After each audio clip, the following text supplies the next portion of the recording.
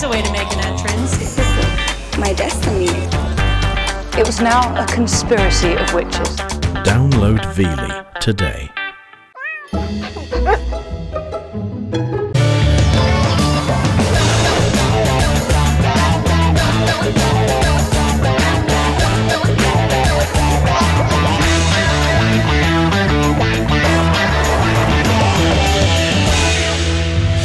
They dedicate their lives to helping orphaned animals. They open their hearts and homes to all the challenges of raising a young life, no matter how large or small. They are the Wildlife Nannies. Today on Wildlife Nannies, we visit 9-month-old koala Robiana, whose mother died in a forest fire. Now Nanny Lorraine is lovingly taking care of the foundling. Will Robiana be able to rejoin her koala family in the wild?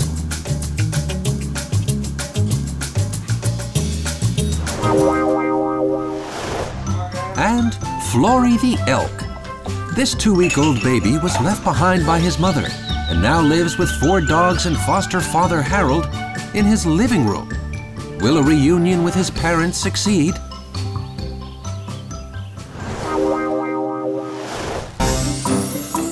And on our wildlife moment, we join Dr. Burr as he examines 4 new lion cubs. One of these cubs has an umbilical hernia. Will Dr. Burr be able to help his new patient? The favorite spot for koala baby Robiana is on the shoulder of her adoptive mother Lorraine.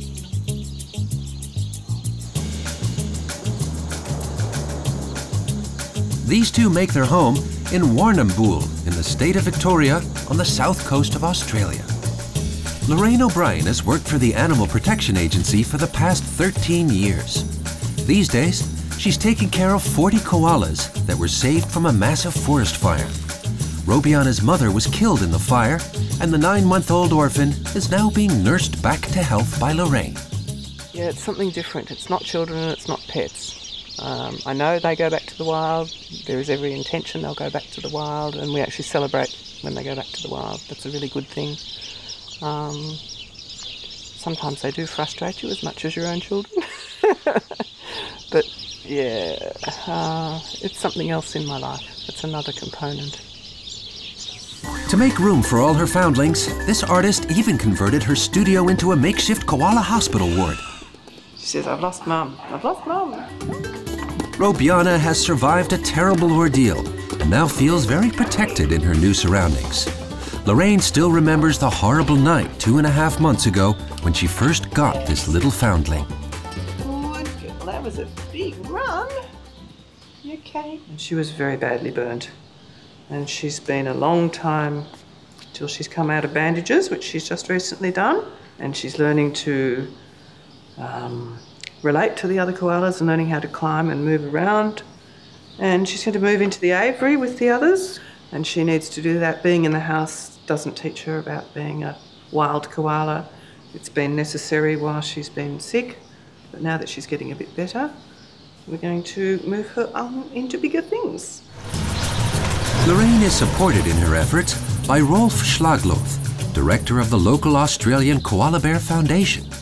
It was he who saved the koalas from the fire 10 weeks ago. Good. Want to help us again? Yes. You want to go to Uncle Rolf? Smell him? Yeah, that's Uncle Rolf. Oh yes, Oh. She says, I'll go to you. You smell like a koala. The mother was killed in the fire, and Robiana will be here for a while. Lorraine has become like a mother to her, and it's important for the koala to have a personal connection to someone, like a human, because her mother is no longer with us. Although Robiana is enjoying the extra attention, Lorraine wants to reintroduce the orphan to a group of koalas very soon. Flory, breakfast. It's morning at the Schaus household, and that means animal caretaker Harold, his 4 dogs, and elk baby Flory, who's already impatient for his first bottle. At the beginning, it was a bit annoying and stressful, but I'm used to it now. I have a lot of fun. I just can't go anywhere anymore, though. Even the bathroom door has to stay open. In the mornings, he comes in early and starts suckling. I get to laugh a lot. He's like a small child.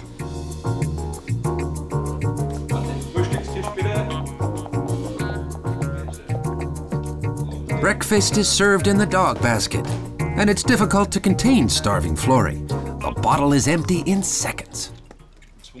I was forced to bring him home because he needed a bottle every 2 hours. Now he gets fed every 3.5 hours. So I got the idea to bring him home. If Flory's alone more than a few hours, he starts to squeak.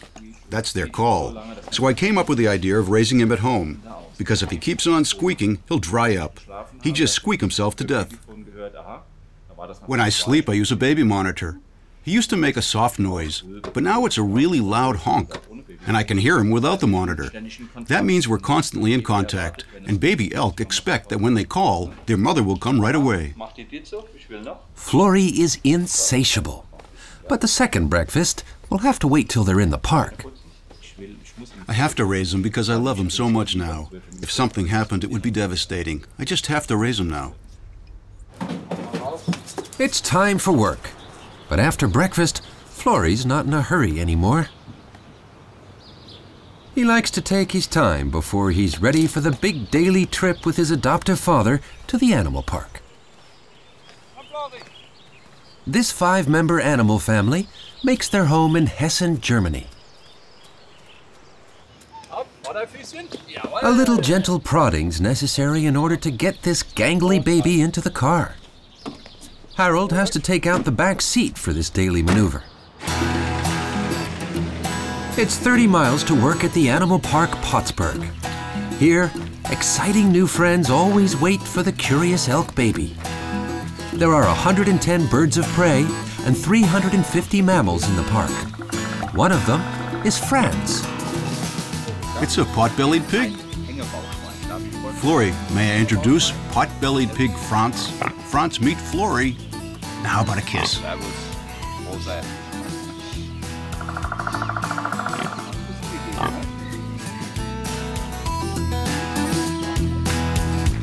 The next animal encounter won't be as easy for Flory. Harold wants to reintroduce Flory to his parents for the first time.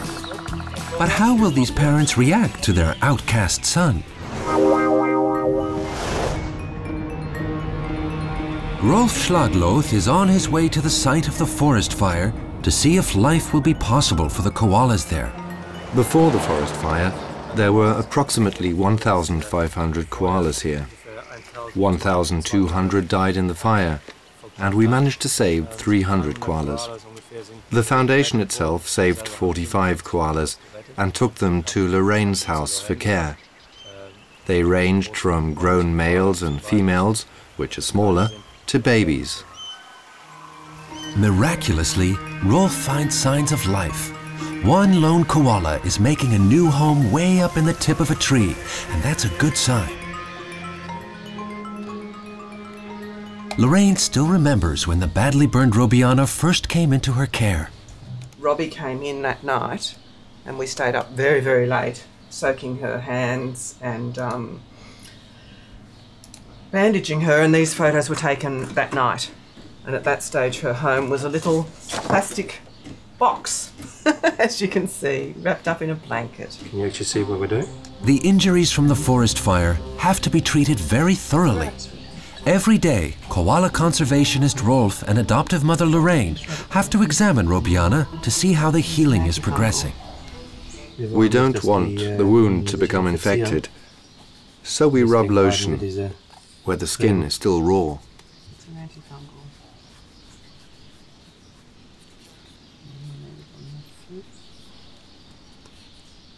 Especially into the nail bed.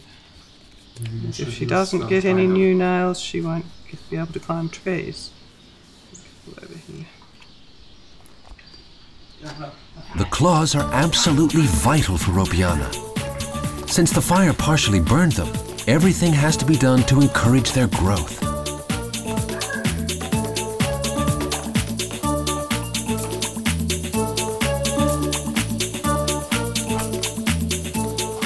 That was a great sprint. 100 meters in 10 seconds. the other end. This climbing tree play corner will help Robiana get used to life in the wilderness again. The principle here is like at a playground. The koalas can gain strength through climbing, and that is perfect. It's like nature where they would climb trees. This helps them with muscle development and is also good for the claws, so they get used to the pressure of climbing. Ropiana's claws are not yet long enough for big trees, but her valiant efforts get rewarded by Lorraine with fresh eucalyptus leaves. Something to eat. There you go, sweetheart. You have to have fresh leaf every day. It becomes toxic after 24 hours. Looks like Robiana will soon be ready to join the other koalas. Will they accept this orphan in their midst? These are Florrie's parents, Benny the mother and Bjorn the father. This is not the first attempt to reunite this family, and unfortunately, it looks like this one is failing as well. It's not working. They're not accepting him as their offspring. There's a danger that the male would kill Florrie if he got the chance, and we can't take that chance. We've tried contact through the fence, but they definitely don't want anything to do with him, so the risk is just too great. It's not that they're mean, but if we let Florrie inside the fence, they would instinctively say, "This is not our baby, so we won't tolerate him being around." Florrie and his mother are less than 7 feet apart, but appearances can be deceiving. There's no bad parenting in nature. But one has to understand nature and realize that Florrie is Benny's first baby. And when he was born, she didn't know what a calf was, or that she was supposed to bond with him. She thought the placenta was the baby, and when it didn't move or want to be fed, she thought it was dead, and instinctively left and moved on. That's just part of nature.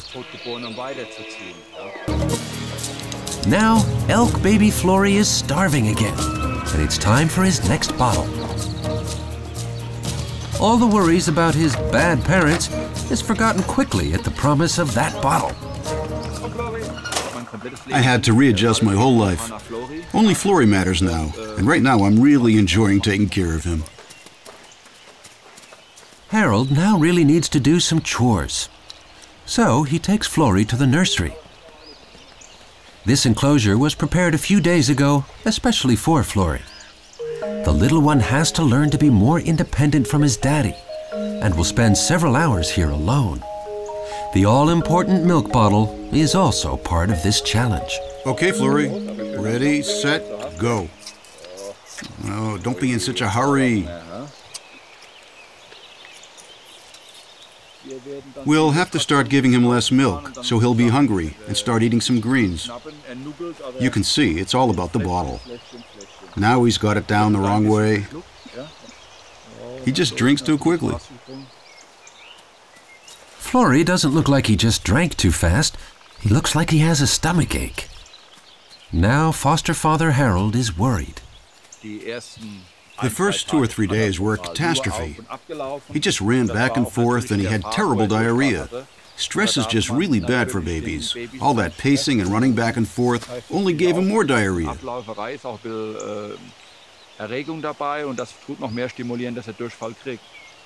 Looks like the stomach pains are getting worse. Maybe I'm exaggerating a little bit. My feelings are as a parent. He's still a baby after all. One always has to remember that. And treat him like a baby. Not spoil him, though.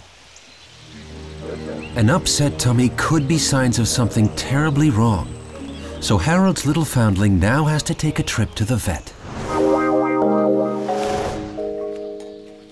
Food always strengthens best, and koalas only eat eucalyptus leaves. The little koalas can't really eat leaves yet, so they have to be chopped up and mixed with lots of other products. Otherwise, they simply can't digest them. This spinach-like mush will get Ropiana's little stomach used to the leaves. If this process is missed, she'll not be able to digest her main source of food. This is It's Australian gourmet cooking. It's easier for them to drink through this syringe. Very small koala babies will drink from a bottle, but this one would normally not drink milk from the mother anymore. That's why this syringe is the only option. Organise a time that works. He should be eating, an average adult koala eats at least 1 kilo of leaf a day, at least, and up to 3 kilos. We have to offer them 5 kilos a day. That's an adult. So take that down to a littlie. He's, growing. He needs to be eating. He needs a lot of leaf. There's not much leaf there, really, compared with 1 kilo for an adult. And we've been successful because we've made him start pooing again. Ropiana is about to meet Fluffy and Warwick from the rest of the koalas that were saved from the fire.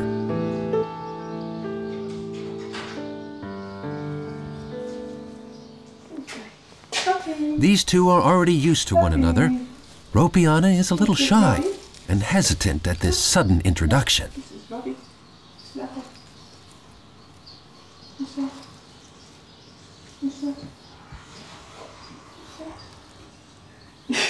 You're very interested, aren't you?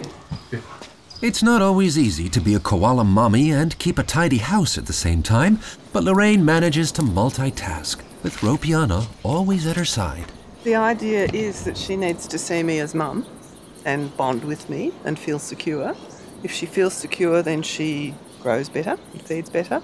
And the other thing is when you're carrying them around, they're getting the natural stimulation that they would with their mother when she's climbing the trees and moving her around. So it's teaching her about balance, and because she's got her poor little feet, she's got to learn to hang on even though she hasn't got proper claws. Bit of balance, haven't you? Right now, Ropiana's the only one with this exclusive privilege. But in another day or two, she'll have to be integrated into a group of koalas.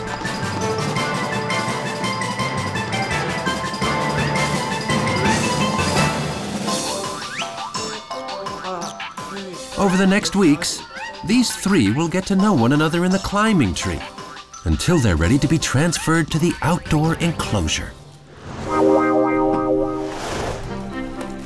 Every second day, these 4 lion cubs leave their cage. Veterinarian Michael Burr has separated them from their parents in order to examine them. He's the doctor for over 1,000 animals at the Serengeti Park, but he has a special bond with these 4 babies. He's been seeing them daily since their birth. The cubs already know the examining room, but explore it for new corners every time in their attempt to escape the doctors. You accompany these little ones from the first moment until they are about 1 or 2 years old, until they weigh 300, 320 pounds. At that time, they will have found a place in the pack. But that takes up to 2 years, and like I said, you accompany them. Dr. Burr has the challenge of examining these cubs from top to bottom. Let's test the eye reflexes. They should have good reflexes, especially when you get close to them with your hands. And he does. Great.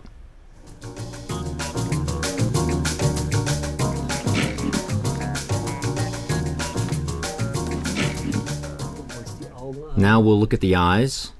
They're nice and clear and lucid. There's no secretion coming out. That's good. The mucous membrane looks nice and slightly pink. Let's look into the mouth now.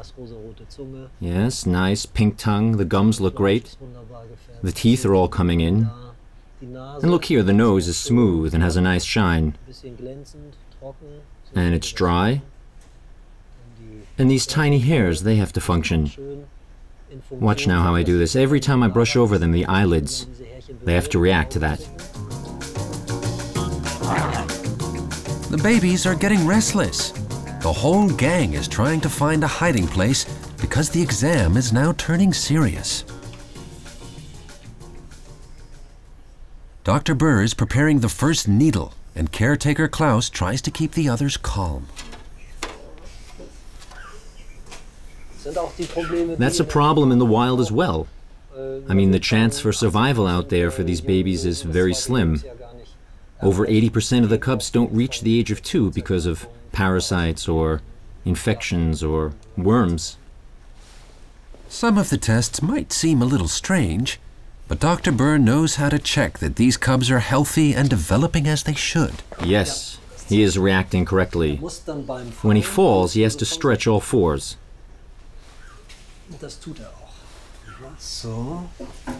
And he does just that.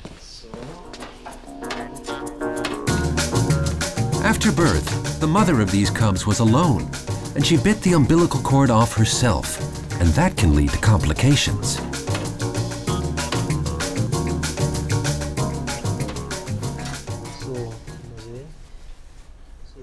This, for example, we have to keep an eye on. This looks like an umbilical hernia. In the next 2 to 3 months, this might grow back if something doesn't go wrong.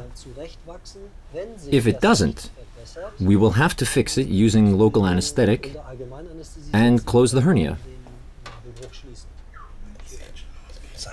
Show me your teeth. Oh, you're turning into a real lion. Yes, you are. Our rule of thumb is we have to be very careful with these wild cats.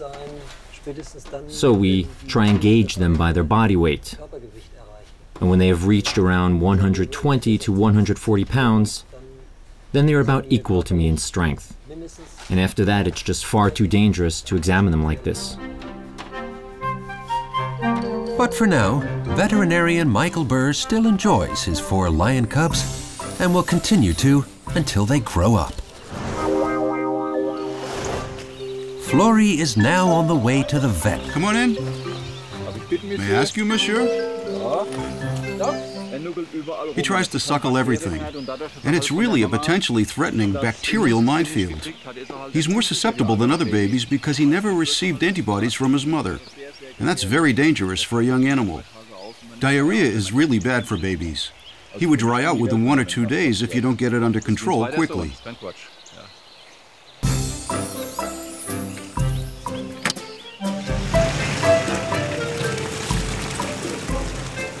Flory's condition has gotten worse. He can barely walk at this point. We're going to weigh him now and see if the stomach and the intestinal tracts are giving him problems, if he's losing weight. He's weighing 46 pounds, and that's great. The fluids are now out. You have to massage the tummy and get the fluids into the lower intestine. At least Harold's worries are being laid to rest by Dr. Hans Swin. He even has a solution for the foster father. The nutritional content of the goat's milk isn't sufficient anymore, so we'll have to start him on milk with additives. For example, oats or fats, to calm his growing hunger, and that should take care of that. That's good news for Harold. At least he knows now that there's a way to get the problem under control quickly. The elk baby has the problem that it just didn't get enough antibodies through his mother's milk. That means he's very prone to infections during these first few weeks, at least until he's generated enough of his own antibodies. Flory is already feeling more relaxed in the examining room, but it still takes a little to convince him to get to walk. Daily exercise is important, and Harold can now let his foundling Flory explore nature again. We just knew that Flory would do well with a family. Even though I go hunting with my 4 dogs, and they're very temperamental, they accepted him right away and welcomed him into the family.